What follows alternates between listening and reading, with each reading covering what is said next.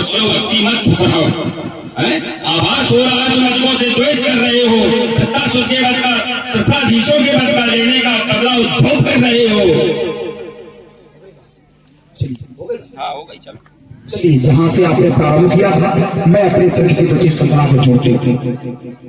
आपने प्रथम बात ये रखी थी कि यहाँ पर राजाओं के लिए ही प्रण क्यों है, और राजाओं में तो दैत्य भी तोड़ देगा, अनेक प्रकार की आपने बातें रखी। तो प्रण ये कन्या किसकी है? राजा की। कन्या राजा की है ना, और जब कन्या राजा की है तो राजकुल में रहने वाली कन्या का विवाह किसके साथ में होना चाहिए? राजा के साथ। और यहाँ पर प्रण किसके लिए किया गया है? राजाओं के लिए। सही दंड कठोरा राज समाज आज जो तोड़ा, जो इस राज समाज के अंतर्गत धनुष को तोड़ देगा उसके साथ में पुत्री का विवाह कर दिया जाएगा। तो ये प्रण भी राजाओं के लिए है, तो फिर इसके लिए कोई भी अनुचित नहीं है। दूसरी बात आपने एक और रखी, आपके द्वारा कहा गया कि यहाँ पर कोई 100 साल का होगा, बड़ी जोर दे करके कहा कि 100 साल का होगा, और आप ही ने कहा था कि कन्या साधारण नहीं है। तो जब ये उम्र का है, जो ये उम्र का, ये किसमें प्रयोग होता? साधारण कन्याओं में कि दिव्य कन्याओं में? अगर कन्या साधारण है तो उम्र वहां देखी जाती है, लेकिन अगर कन्या अलौकिक है, जिस कन्या का जन्म अयोनिजा है, पृथ्वी से उत्पन्न हुई है, उस कन्या के भी उम्र को देखा जाएगा नहीं। क्योंकि ये घटना से मैं जोड़ दे रहा हूं। एक बार समुद्र का मंथन हुआ और समुद्र के मंथन के माध्यम से माता लक्ष्मी का प्रादुर्भाव हुआ। उस समय माता लक्ष्मी की उम्र केवल 1 दिवस की थी और उनका विवाह विष्णु के साथ में करवा दिया गया, जबकि उस स्वयंवर में उसी स्वयंवर में सभी देवता उपस्थित हुए और सभी दैत्य उपस्थित हुए। अगर वो अनुचित होता तो वहां पर देवता नहीं होते, अगर वो अनुचित होगा तो वहां पर दैत्य नहीं होते। वो अलग की बात है कि भगवान विष्णु के साथ में उनका विवाह हुआ, क्योंकि वो इच्छित स्वयंवर था, इच्छा के ऊपर आधारित था। और जब ये नियम अलौकिक की कन्याओं में लागू होता है तो यहाँ भी कन्या अलौकिक है, क्योंकि सिद्धांत लिखा गया योग माया सीतेत जाकर प्रवेशरी, ये सीता योग माया है, और जब सीता योग माया है तो उसका विवाह भी अलौकिक ढंग से होगा, और जब अलौकिक ढंग से हो रहा तो फिर अनुचित नहीं हो रहा। दूसरी बात का उत्तर आपने और बातें रखी। आपके द्वारा एक बात और कही गई कि दक्ष के यज्ञ में 3 लोगों ने विरोध किया, तो मैंने भी यही कहा था, यह 3 लोगों ने विरोध किया था, लेकिन यहाँ पर किसी का अगर विरोध हो, कोई महात्मा खड़े होकर के ये कहते कि हाँ ये अनुचित हो रहा तो उसकी बात मान ली जाएगी, लेकिन ऐसा व्यक्तित्व कहे जो बाढ़े खलबो चोर दीवारा जे लंपट प्रधन प्रदारा मानई माता पिता नहीं देवा साधु संकरवा सेवा जिनकी अजड़ भवानी। मैं नहीं कह रहा हूँ, ये भगवान शंकर कहते हैं, जिनके ऐसे अजड़ भवानी तो तेजा और निश्चर सब प्राणी ऐसा निशाचर व्यक्तित्व कहे, जिसके विषय में कहा गया है कि नहीं हरिभगत जगत ज्ञाना और सपने सुनो वेद पुराना। जो यज्ञों को विध्वंस कराता हो, जो स्वप्न में वेद पुराणों को न सुनता हो, उनकी न मानता हो, और ऐसा व्यक्तित्व अगर समाज के अंतर्गत प्रयोग करता है तो समाज उसकी बात को स्वीकार कर लेगा, नहीं करेगा। और वैसा तो समाज में खड़े होकर के संतों को ज्ञान देने की बात करा, जबकि बारह जनक से एक बार शास्त्र में हार चुका व्यक्तित्व वो समाज में खड़े होकर के राजा जनक के बड़पन से बताता है सभा सुधार मधारा और पृथ्वी राज जनक सहारा। तो फिर ये महाराज अनुचित है, फिर ये उचित नहीं है। तो जो किया जा रहा है वो आपके द्वारा अनुचित किया जा रहा है। अगर यहाँ पर अनुचित होता तो कोई ना कोई संत खड़े होकर के जरूर विरोध कर देता, बात हमारी यहाँ पर है। और अगर किसी ने विरोध किया हो तो आप बताओ, तो आपने जोड़ा ना मिथिला के लोग विरोध कर रहे हैं, मिथिला के लोग खुल करके नहीं कह पा रहे हैं, क्योंकि राजा जनक राजा है और वो डर रहे हैं। बहुत अच्छा, एक बात का पूरी हुई है, हमारे पास बहुत खजाना है।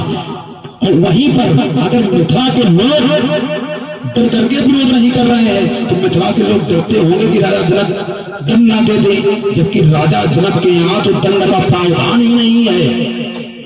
और जहां पर दंड का नियम ना हो तो वहां की प्रजा को फिर डर कैसा?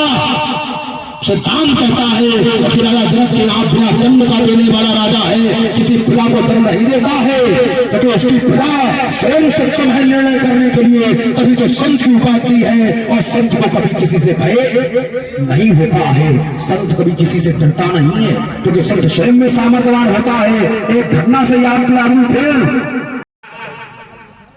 तो आपने ये कहा कि कोई भी अपने बल का प्रयोग करेगा, और ये राजा के लिए प्रण है, असाधारण है, साधारण है, और ये सीता है असाधारण, धनुष है असाधारण, और ये प्रण भी साधारण राजाओं के लिए क्यों, या साधारण लोगों के लिए क्यों? हमारा प्रश्न ये था भाई, असाधारण धनुष है, असाधारण राजा जनक की कन्या है, तो प्रण भी असाधारण लोगों के लिए ही होना चाहिए। सोई क्यों लगा है? सोई पुरारी को दंड कठोरा, राज समाज आज जय तोड़ा। और आप घुमा के पता नहीं घर ले गए, वो ऐसा हुआ, वो ऐसा हुआ है? केवल मुख्य बिंदु को आप छोड़ देते हैं और अपनी धारणा ले लेते हैं। हमारा केवल कहना यह था कि अगर राजा जनक ने प्रण किया है असाधारण की खोज करने के लिए, तो असाधारण को ही बुलाना चाहिए, फिर सबके लिए प्रण क्यों? अगर कोई व्यक्ति 100 वर्ष का हो और वो 2 खंडों पर विभक्त कर देगा, तो एक असाधारण कन्या को साधारण को दे दी जाएगी प्राणानुसार, कोई उसमें नियम नहीं लागू है। आपका और आपका एक बिंदु आया,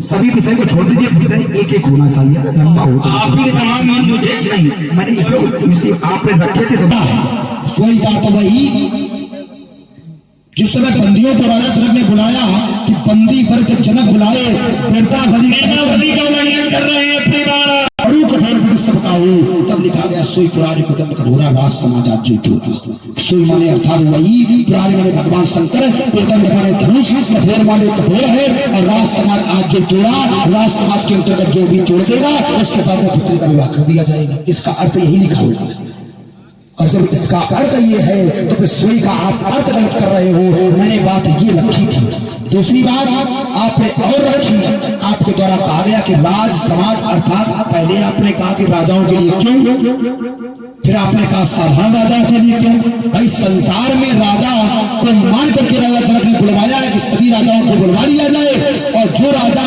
उसमें धनुष को तोड़ दिया जाएगा उस राजा को अलौकिक माना जाएगा। जैसे समाज का प्रत्येक व्यक्ति जानता है कि दूध में घी होता है, लेकिन जब तक उसको कसा नहीं जाता है, जब तक मथा नहीं जाता है, तब तक उसमें दर्द निकलने वाला नहीं है, और जब तक मथा नहीं जाएगा तब तक वो निकलने वाला नहीं है। ठीक उसी प्रकार जब तक इस धनुष को किसी व्यक्तित्व के द्वारा तोड़ा नहीं जाएगा, तब तक ये प्रमाणित कैसे होगा कि वो दिव्य है, अलौकिक है। क्योंकि ये धनुष आपने कहा अलौकिक है, और फिर आपने कहा कि साधारण को तोड़ देगा। जब ये अलौकिक है तो साधारण तोड़ देगा कैसे?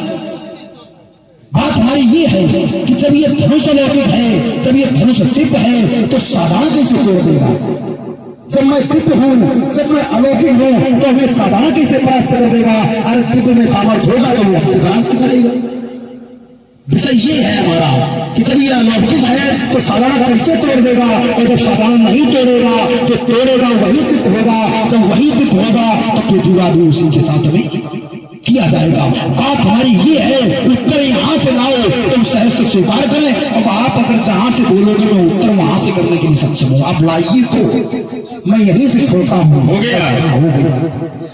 चलो के लिए नहीं है, ये असाधारण लोगों के लिए का नियम लागू होता था।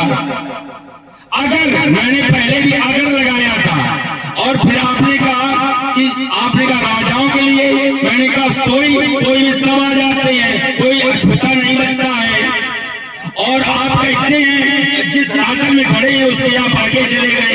हमको राजा जनक ने स्वयं अपने प्रण के विषय में बताया था। जब हम राजा जनक से मिले, राजा जनक ने स्वयं हमें अपने प्रण के विषय में बताया, और आप इस धरा को छोड़कर और आगे की धरा पर चले गए जहां पर रावण बाण गए। यहाँ से वहां की आपने बिंदु उठाया और इधर पे लगाया। आप कहते हैं कि असाधारण जो होगा वो तोड़ देगा, लेकिन मैं कहता हूं साधारण की खोज तो हो चुकी है। जिस समय सीता माता भवानी के मंदिर में गई, जय जय गिरवर राज किशोरी, जय महेश मुखचंद चकोरी, जय गजपतन खड़ानन माता, आदि शक्ति दामन मुद गाता, नहीं तो वाद्य मध्य अवसाना, अमित प्रभाव वेद नहीं जाना, भाव भाव विभव पराभव कारण, विश्व विरोहन सुरस विसारण। इस प्रकार की स्तुति सीता के द्वारा माता भवानी के लिए की गई। उस समय माता भवानी ने आशीर्वाद दिया, जय जय गिरवर राज किशोरी। जिस समय स्तुति की गई तो माता भवानी कहती हैं, सुनसिए सत्य आशीष हमारी, पूजई मनोकामना तुम्हारी। और फिर नारद ने भी संकेत दे दिया था, उन संकेतों को अगर आधार बनाते तो आज को खंडन की आवश्यकता थी नहीं, अलौकिक की खोज हो गई थी। कुछ कहना चाहते हैं आप सुन के द्वारा जिस समय बताया गया था, उस समय राजा जनक को अपनी जवाता की खोज करनी चाहिए थी। आज को खंडन का क्या पर कोई कार्य ही नहीं था, व्यर्थ में आज को खंडन हो रहा है। फिर मैया चरमा नहार जो चक्कर मेरी झेल सके, मैं हूँ ठंड याद नहीं चाहे वो खेल सके, तुम्हारी से नहीं और तुम गर्दन लेकर भी निर्भर हो, सक्षम स्वयं खेला हो, लड़कियां भी जगा देगी और मेरे पैरों की चला अंगारों पर साधेगी। तुम वाला कर लेकर के और तुम मथुरा से भागोगे और पहले हमारे चक्कर में तो फिर लंका पर पानी मांगोगे। यदि आज सामने 10 कंधर के अजगों का कर्षण होगा, चम चम चमकेगी चंद्रहास, मेरे बाणों का वर्षण होगा। अरे बाणों द्वारा आग निकल कर ये अंबर में लग जाएगी, फिर आज मैथिली अधिवेशन में महाप्रलय मच जाएगी। और के बरसत तब हर बात समझ में आएगी, प्राण बचाकर भगो पर नहीं प्राणों का भी शोषण होगा। यदि आज सामने 10 कंधर के अजगों का कर्षण होगा। शंकर का परम भक्त हो सकता कभी आकाश नहीं, भी मेरा नहीं, किस भैया ने चरमा नार से टकराने वाला बनाम से गरी का जया, उधर काम करने वाला और गिरजा के आशीष मिले पर चली भवानी बजरंग सुनील और के फटवानी रखा नहीं पिछले हमने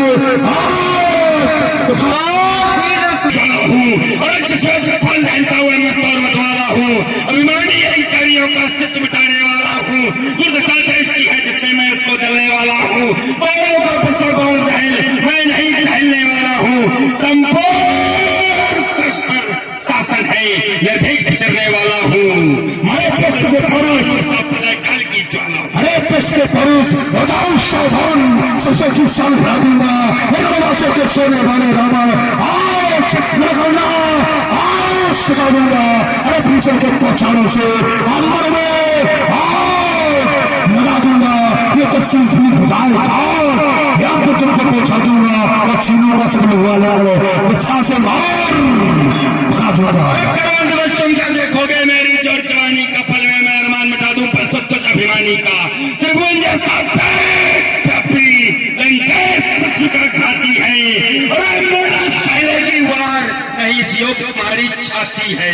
इसलिए मेरे सम्मुख जो तुमने अपनी ठानी है सो बुद्धिहीन की तरह है पर सत्य नादानी है। सोचो जिस समय प्राण निष्ठा मैंने विष्णु के तीर मारी, उस समय विष्णु भी ले गए गुरुवन मान गए हमसे हारी। इसलिए सोचो न करो काम नादानी का, तुम क्या देखोगे मेरी जोर जवानी का।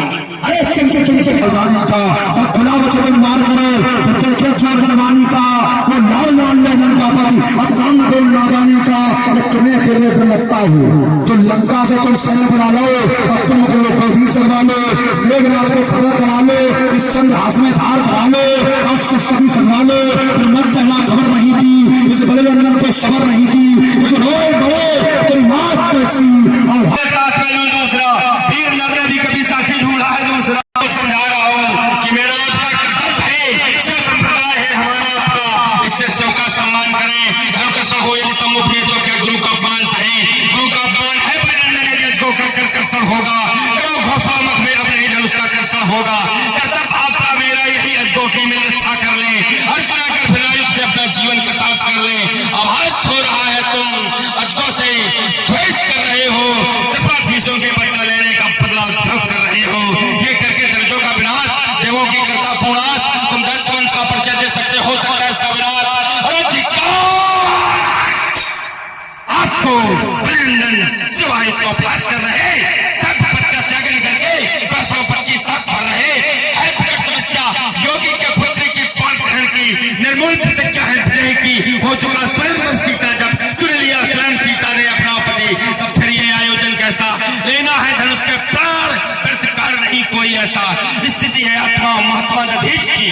शिव के आई इस सुंदर विशाल की होगा बलिलाल यदि चाप का खंडन तो आएगा फैमाए किसी के कार्य का करता रहा कल्याण भार भूतल का हटाकर आता रहा सदा सो सज्जनों के कार्य में। अच्छा ये भगवान शंकर का तो यहाँ धनुष टूट रहा, पुत्री का विवाह हो रहा तो उपहास हो रहा है।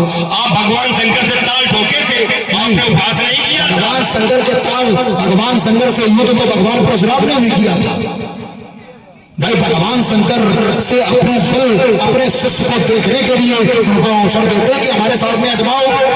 भगवान ने हमसे भी कहा कि हमारे साथ आजमाओ, तो ये तो कम से कम अपने शिष्य की परीक्षा होती गुरु के द्वारा। और भगवान परशुराम ने भी युद्ध किया, और जिस समय भगवान परशुराम जी के द्वारा अपने परश के प्रहार से भगवान शंकर पर किया गया तो भगवान शंकर का एक नाम पड़ गया खंड परश, तभी से उनका नाम पड़ा खंड परश, क्योंकि परश के द्वारा खंड हुए।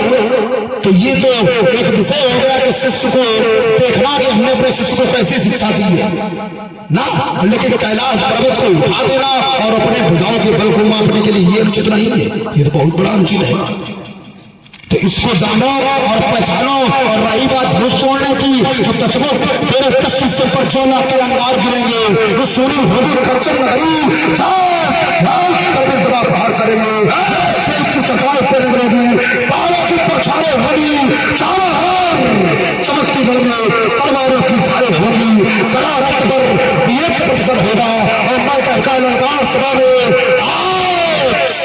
धनुष का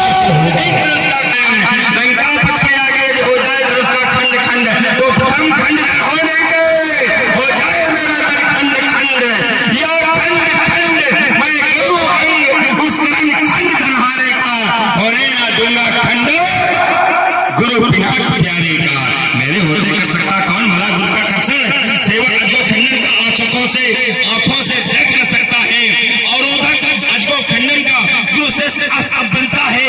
जो करे न सेवा निज गुरु की वह शिष्य नहीं कहलाता। गुरु के सेवा स्कंदर अपना सर्वस्व गवा देगा, है गुरु के कर्तव्य शिष्य वह सब आज दिखा देगा। अच्छा आप क्या कह रहे हो? धनुष का खंडन मेरे किसी गुरु के द्वारा ये हुआ तो कर्म मेरे शस्त्र वो प्रेम पाएगा और उसके सोच पर दिल बना ये भाव सोच पी जाएगा। जो कहता हूँ जाओ सावधान, ये भेद नहीं चल पाएगा और सीता के वचन हेत आज खंडित हो जाएगा।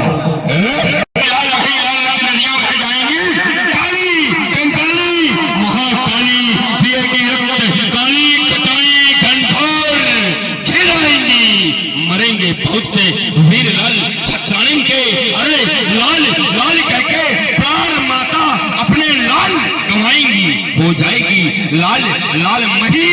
जिस समय लाल रख दिएगी काली मात